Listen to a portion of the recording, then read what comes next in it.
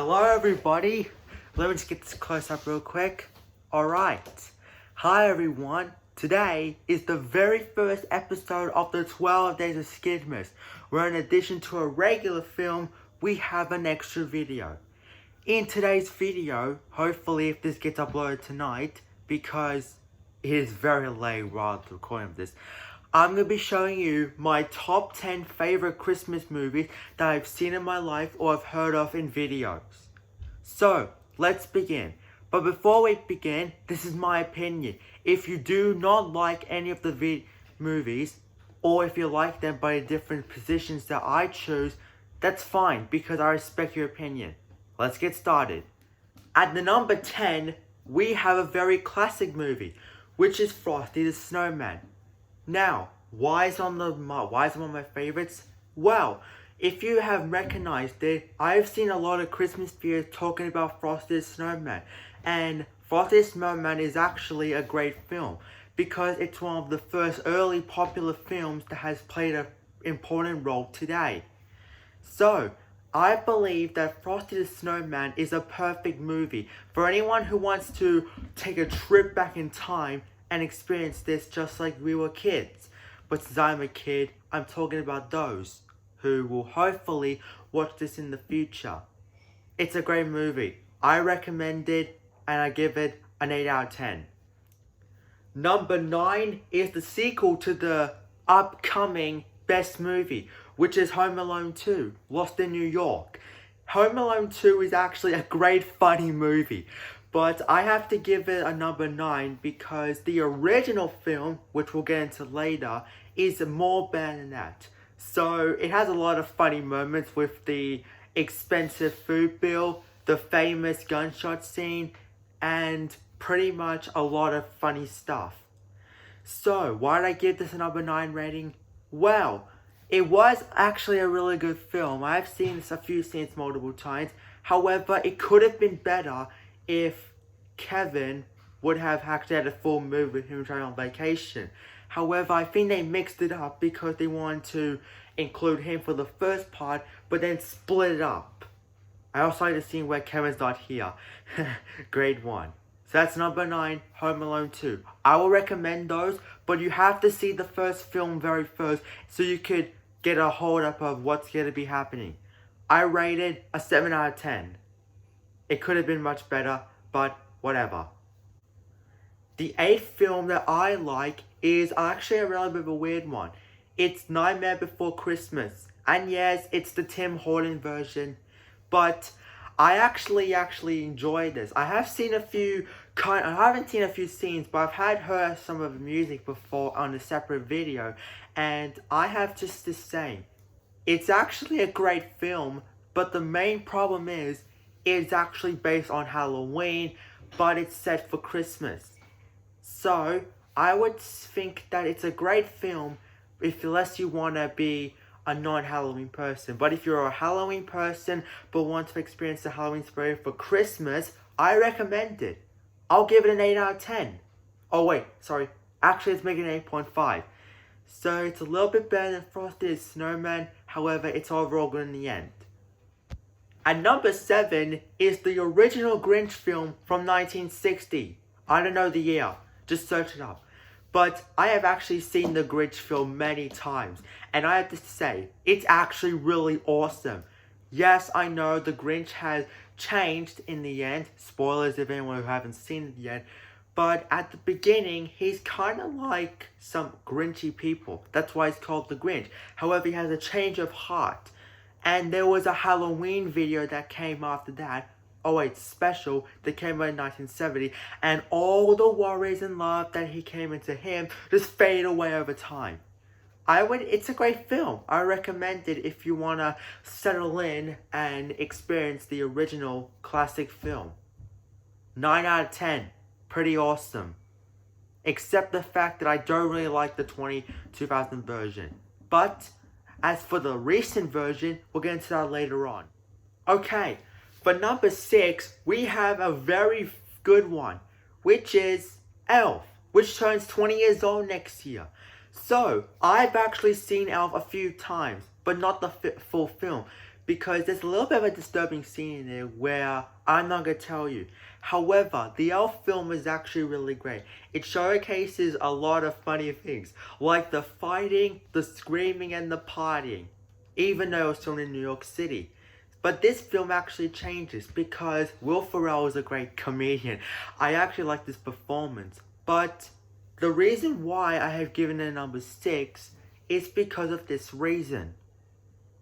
Overall, half of the movie is actually not really entertaining. It's just showcasing about Buddy and his father's relationship. And also, I actually disagree on maple syrup on pizza. Wait, is it pizza? No, it's spaghetti.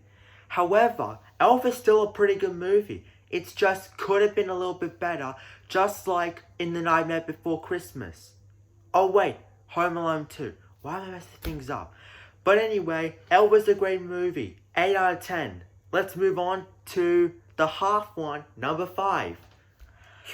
Sorry about that, my mouth needs to be moist. Anyway, let's up to number 5. The 5th favorite movie is a Netflix one, The Christmas Chronicles. The Christmas Chronicles, I've actually seen it before, and I gotta say, it's very awesome. It actually, it's a little bit weird sometimes with the voicing and the elf fish. It's actually a little bit mumbling. However, I've actually given it a good rating than Elf. It's actually a little bit better because it actually shows that you need a lot of effort to enjoy a Christmas.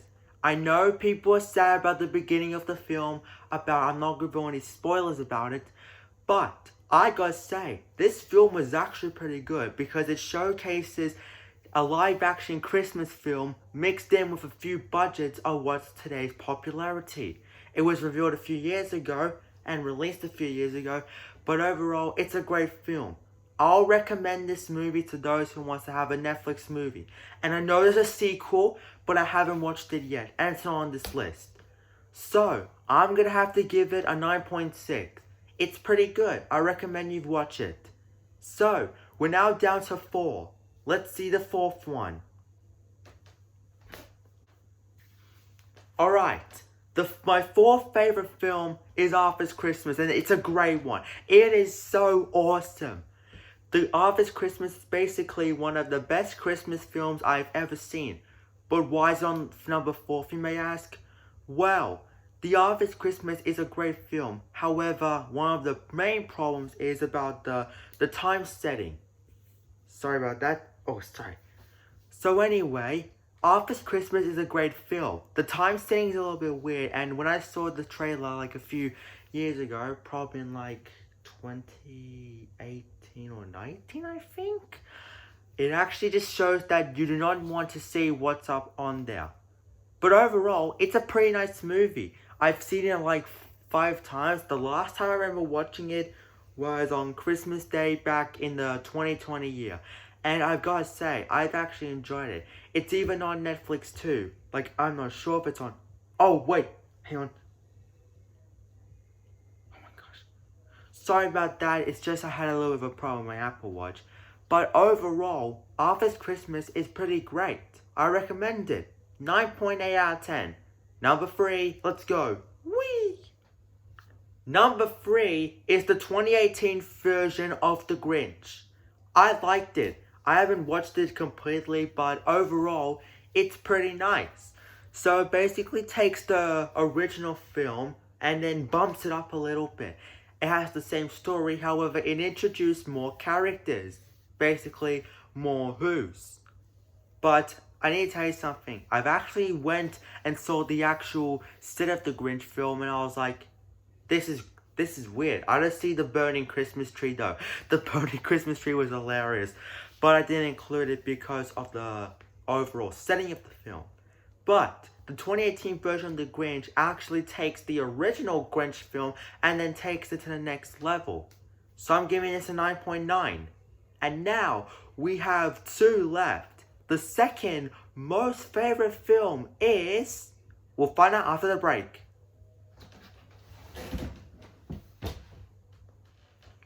At number 2, we have the original Home Alone film. And the original Home Alone film is awesome. because it actually gives away a lot of detail. We have the robber scene, the electrical films, and the greatness.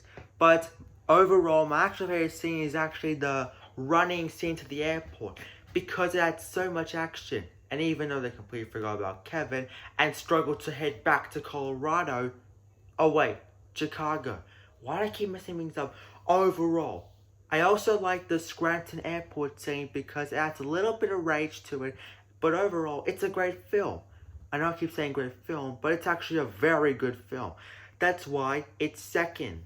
And I'm gonna give this a 9.9 out of 10. But my favorite Christmas film is The Polar Express. And let me tell you, I love that film. It has the fullness of energy from all genres. It's funny, it's hilarious, it has good songs, and it has that awesome scene when they go on a roller coaster on a train track. And that's my favorite scene. The casting's good. It even has Tom Hanks, which is one of my favorite actors.